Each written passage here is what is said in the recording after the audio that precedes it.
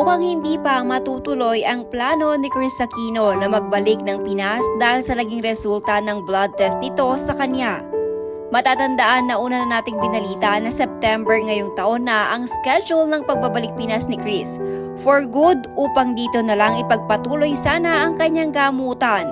Ngunit sa hindi inaasahan ay agad na pinabalik ni Kris Aquino ang anak nitong si Bimby kasama ang panganay ni Kris na si Josh dahil sa resulta ng kanyang dugo. Base sa binahaging post ng isa sa malapit na pamilya ni Kris Aquino ay muling lumipad pabalik ng Amerika si Bimby kasama ang kanyang kuya Josh upang samahan ang kanilang ina. Walang naging detalye kung bakit agad na kinailangang bumalik si Bimby sa US ilang araw lamang matapos na ito'y magbalik dito sa Pilipinas. Bukod sa I have sad blood test na muli pinadalang mensahe sa kanya ng Queen of All Media. Narito ang kabuang post ni Dindo Balares, journalist na malapit sa pamilya ni Kris Aquino. Marami ang nag-expect na magtatagal sa Pilipinas si Bimby dahil na-announce na ito ng kanyang mama Kris sa interview sa kanila ni OG Diaz sa kanilang bahay sa Orange County, California. Bukod sa paghahanda para sa papasukang school, may mga sinisimulan na rin kasing negotiations para sa career ni Bim sa entertainment industry.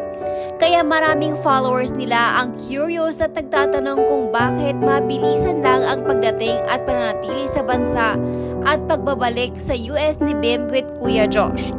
Masaya si Bim sa Pilipinas. Kitang-kita ito sa post ng iba't ibang relatives and friends na personal niyang dinalaw para kumustahin.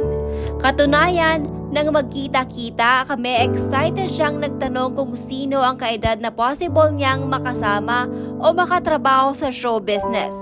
Noon niya naitanong ang isang young actress na masyadong delayed ang reaction ko. After 2 days, di ko man lang natuloy na biro kung type bet o crush ba niya. Super pretty naman kasi. Tama ang iniisip ni Kris para kay Bim na maranasan din ang regular school at ang mas malawak pang mundo. Pero may message sa akin si Kris na sure akong naging yun ng mabilisang pagbabalik sa US ni Bim. I have sad blood results. Masaya si Bim sa Pilipinas, nakakasama niya ang relatives and friends. Pwede nang umpisahan ang kanyang showbiz career. Pero inaalagaan at pinalalaki ni Kris si Bim first upang maging guardian ni Kuya Josh at pangalawa, upang maging maalaga, maalalahanin at loving sa lahat. Pero makakapaghintay ang anumang plano dahil syempre si Mama Kris ang kanyang laging priority. Kaya yun niyaya niya si Kuya Josh at agara na silang lumipad.